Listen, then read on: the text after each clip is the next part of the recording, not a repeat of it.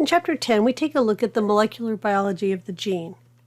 We'll look at 4 major areas. We'll look at the structure of DNA and genetic material. We'll look at how DNA replicates. We'll look at how DNA is used to build proteins. And then we'll take a brief look at the genetics of viruses and bacteria.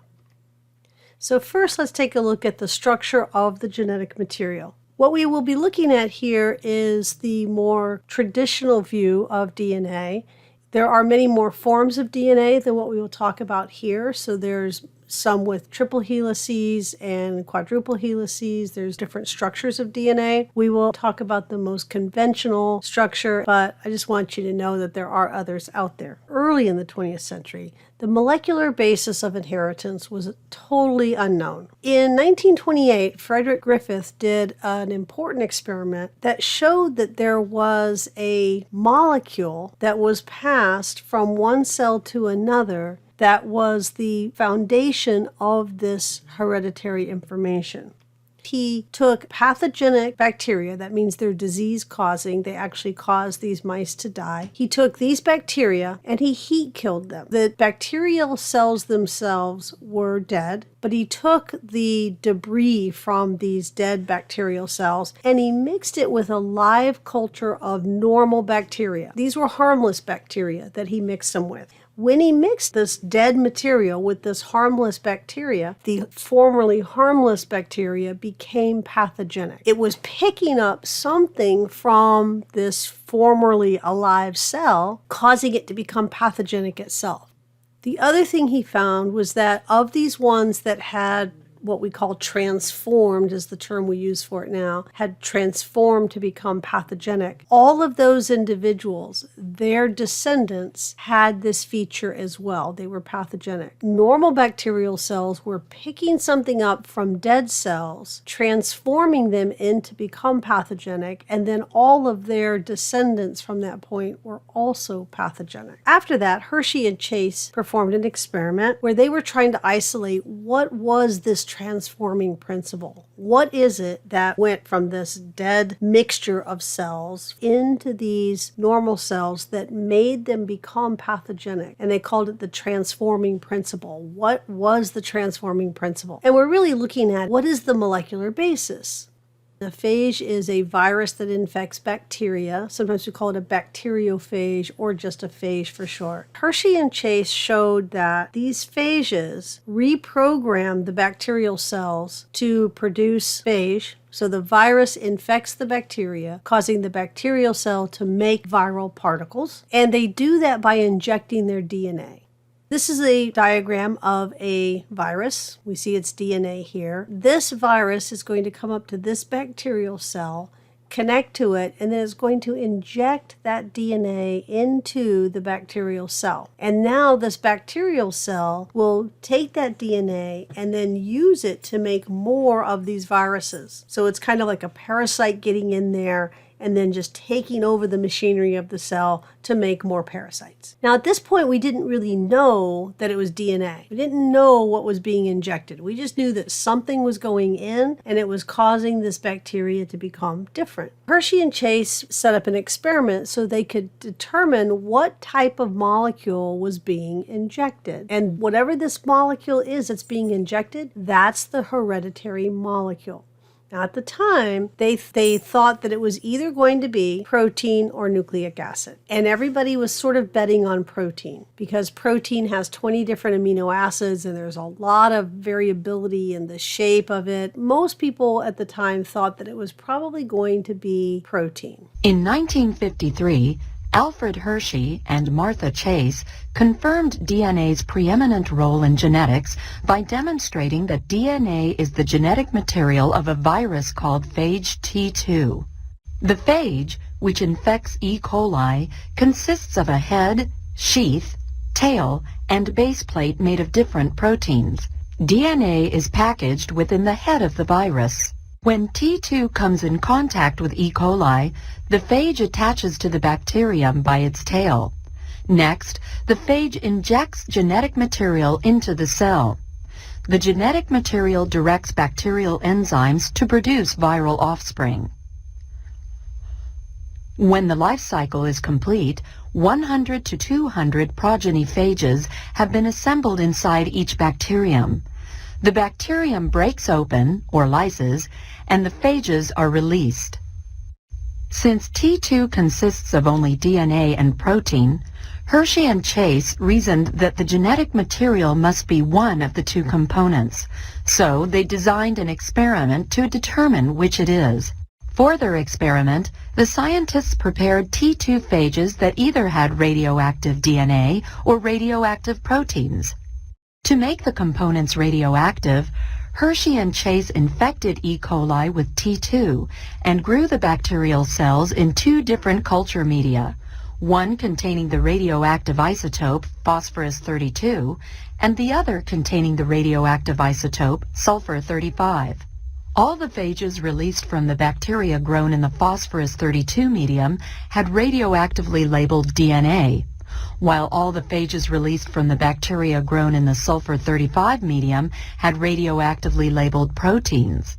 In the next phase of their experiment, Hershey and Chase infected E. coli with the two types of labeled T2. They then used a blender and a centrifuge to separate the protein parts of the phage, called the phage ghosts, from the rest of the infected cell. The scientists discovered that the labeled DNA appeared in the host cell, but not the phage ghosts, while the labeled proteins appeared in the phage ghosts, but not the host cell. In addition, the progeny of the T2 with labeled DNA were radioactive, while the progeny of the T2 with labeled proteins were not radioactive. Because genetic material is passed on from parent to offspring, Hershey and Chase concluded that DNA had to be the genetic material of T2. Their results helped convince the scientific community that DNA was the hereditary material.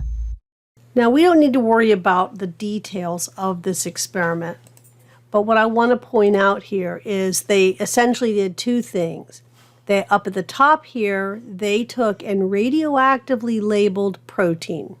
So they attached a particular isotope of, in this case it would have been sulfur. They used an isotope and they tagged protein. Down at the bottom, they used an isotope and they tagged DNA. And then they went through this experiment to find out, when they tagged it inside the virus, what molecule was going to get inside the bacterial cell. So what is it injecting? Is it injecting protein or is it injecting nucleic acid? When they went through this experiment, what was being injected into this bacterial cell was nucleic acid and not protein. Bacteriophages, or phages, are viruses that infect bacteria.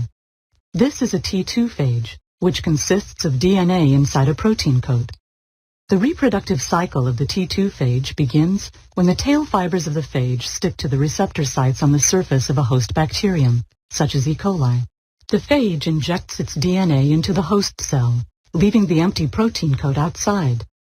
The DNA of the host cell is destroyed, and host cell enzymes and nucleotides are commandeered to replicate the phage DNA, making more phage DNA. The host cell's enzymes and ribosomes are used to manufacture phage proteins. Phage parts accumulate and assemble to form phages.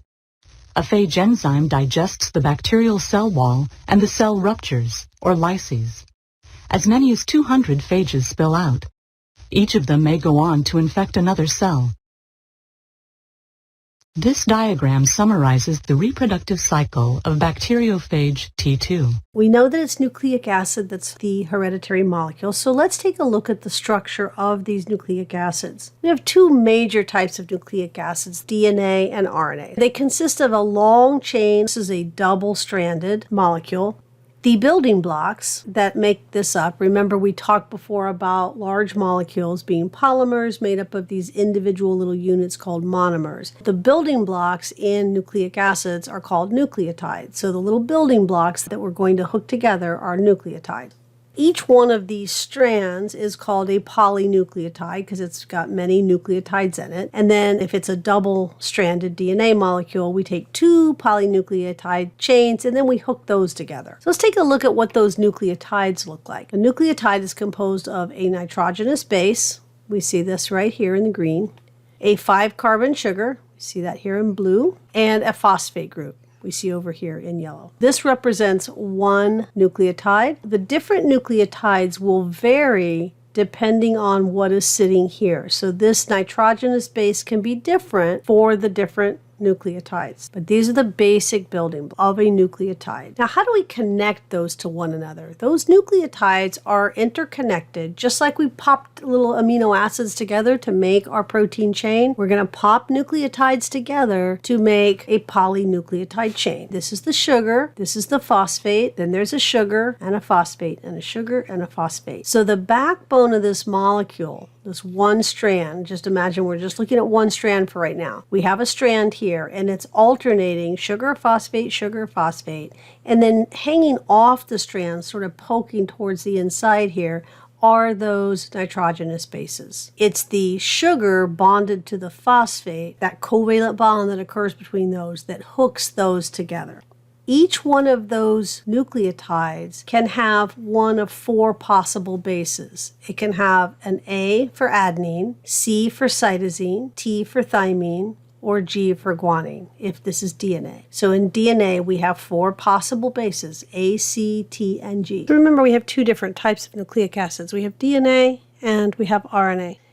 DNA is called deoxyribonucleic acid, and RNA is ribonucleic acid.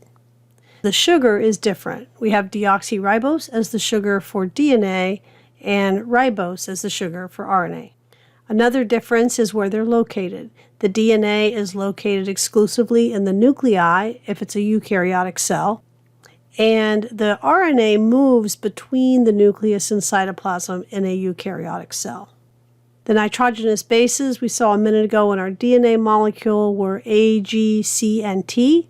Adenine, guanine, cytosine, and thymine. In RNA, we still have the first three of those. We have adenine, guanine, and cytosine, but we don't have thymine. Instead of thymine, we have U, which stands for uracil.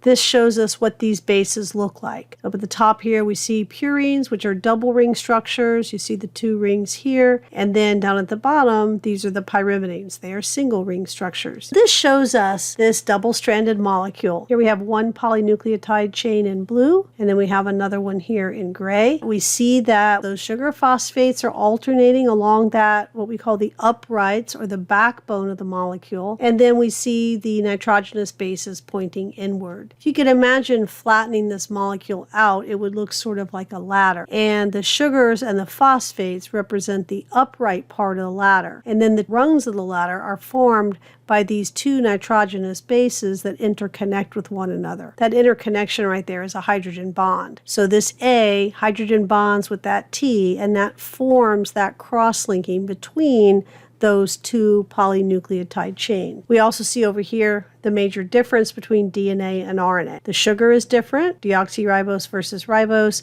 and then the nitrogenous bases, really just the last one here is different. And then of course we mentioned before about the location being different. DNA is always in the nucleus in a eukaryotic cell. RNA moves from the nucleus to the cytoplasm. This animation will show us the structure of DNA and RNA.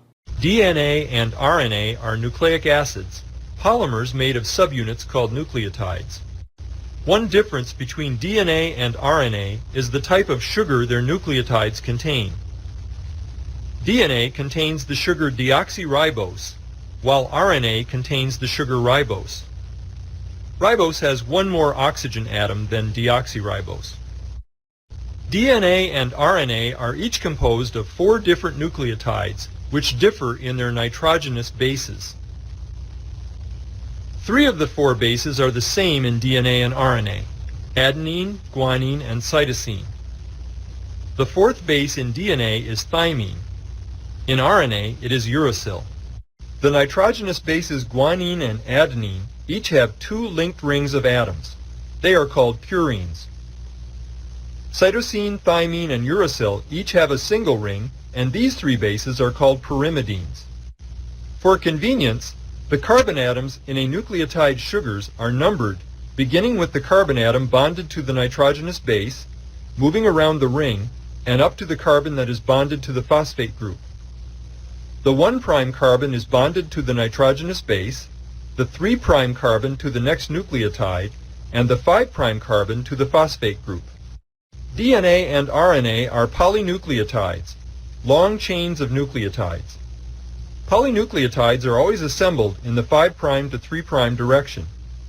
A covalent bond forms between the carbon at the 3' position of a nucleotide and the phosphate group at the 5' position of the next nucleotide. RNA usually consists of a single polynucleotide chain. DNA, on the other hand, consists of 2 polynucleotide chains. The 2 DNA chains, or strands, are oriented in opposite directions and held together by hydrogen bonds between the nitrogenous bases on opposite strands. Because of their sizes, shapes, and arrangement of polar groups, the DNA bases form complementary pairs. Adenine pairs with thymine, and cytosine pairs with guanine. The 2 polynucleotides in DNA wind around each other to form the familiar double helix. The bases can be in any order, like the letters of the alphabet. However, the base sequence is significant. Sequences of bases called genes encode the instructions for the structure and function of an organism. After Hershey and Chase documented that it was DNA that was the hereditary molecule, that set many biologists and physical chemists throughout the world searching for the structure of this molecule. They wanted to build a model of the structure of DNA and then try to understand how that physical structure of the molecule could also account for how it works, how we duplicate it when we make new cells, and how we use it to store this information. Watson and Crick worked out the three-dimensional structure of DNA. They're credited with most of the work on the structure of DNA. However, there were a lot of other scientists that contributed ideas. They came up with the idea that DNA was a double helix where you had these 2 polynucleotide strands that wrapped around one another. What held the 2 strands together were these hydrogen bonds. That the base pairing on the 2 strands was complementary. So adenine would pair with thymine and guanine would pair with cytosine. That's known as complementarity, or the complementary pairing of the 2 strands. They won a Nobel Prize for their work in 1962. Maurice Wilkins, who was also a contributor, also won the Nobel Prize with Watson and Crick. Rosalind Franklin, without whose work they would have not come up with the structure, and they got her picture of the X-ray diffraction she did on DNA, which led them to their discovery, not with her permission. They were given access to this picture without her knowledge, but she did not win the Nobel Prize because she had died prior to the Nobel Prize being awarded for that, and they never award those prizes posthumously. You can imagine DNA looking like a ladder, with the uprights to the ladder being those sugars and phosphates, and then these rungs to the ladder being those nitrogenous bases that are being held together by hydrogen bonds. And then we will take that ladder and we will twist it. And that's what we're seeing over on the right-hand side. So we continue to twist it, we end up with this double helix. We often will see various ways to represent the DNA molecule. Over on the far left, we see the ribbon model of DNA that we've seen already. Here we can look at a little bit more of the details of the chemical structure. So this yellow, blue, and orange we see right in here, that's one nucleotide. It's bonded to the next nucleotide above it with the green base. And then we see that the 2 nitrogenous bases are holding the 2 sides together with these dotted lines, which always represent these hydrogen bonds. If we look at sometimes what they call a space-filling model, over here on the right, this computer model shows a little bit more of what that might look like if you could see the atoms that are involved in those molecules.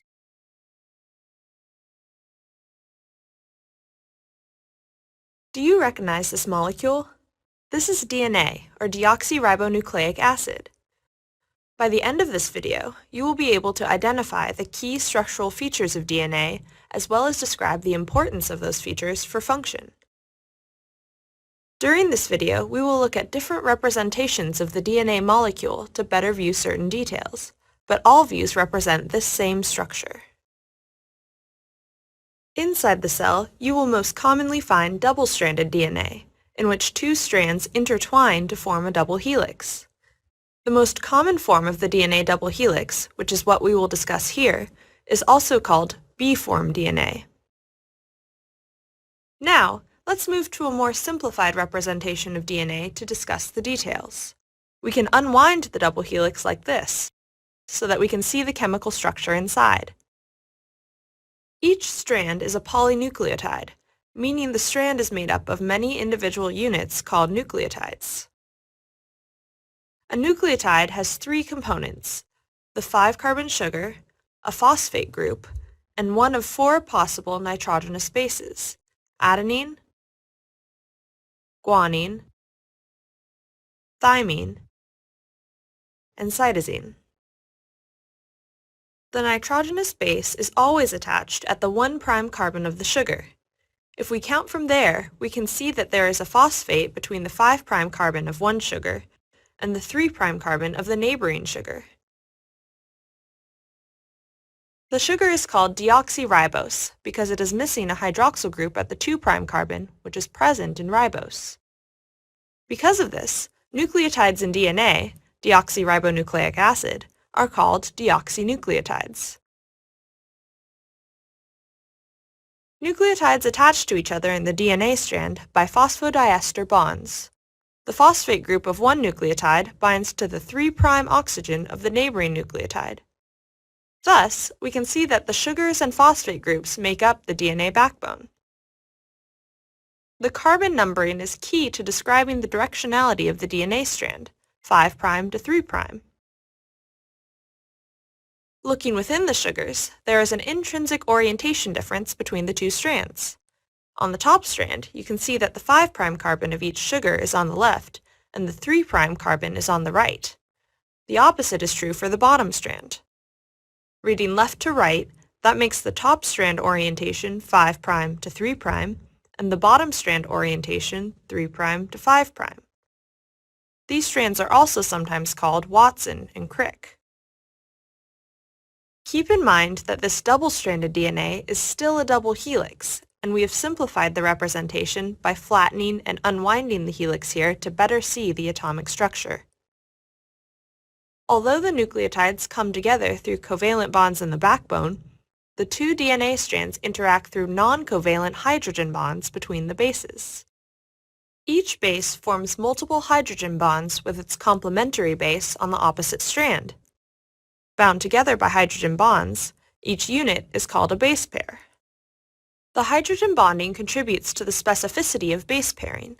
Thymine preferentially pairs with adenine through 2 hydrogen bonds, and cytosine preferentially pairs with guanine through 3 hydrogen bonds. Thymine and cytosine are called pyrimidines, characterized by their single ring structure, and adenine and guanine are called purines, which have double rings. The geometry of the AT or TA and GC or CG base pairs is the same, allowing for symmetry and base stacking in the helix. This mostly has to do with the distance between the backbones and the angles to which the bases attach to the backbone. Other base pairs, like GT for example, do not have the same geometry, cannot form strong hydrogen bonds, and disturb the helix. The double helix structure of DNA is highly regular. Each turn of the helix measures approximately 10 base pairs. In addition to the hydrogen bonding between the bases, the stacking of the bases also stabilizes the double helix structure. These pi-pi interactions form when the aromatic rings of the bases stack next to each other and share electron probabilities. The regularity of the helical structure forms 2 repeating and alternating spaces called the major and minor grooves. These grooves act as base pair recognition and binding sites for proteins. The major groove contains base pair specific information, while the minor groove is largely base pair nonspecific. This is because of the patterns of hydrogen bond acceptors and donors that proteins can interact with in the grooves. In this way, the DNA can be acted upon in either a sequence-specific or non-sequence-specific manner, allowing proteins to position themselves correctly in the genome to carry out their designated tasks. This is the DNA double helix, and you've now learned the structural features that influence its function. We hope you've enjoyed exploring this amazing molecule with us.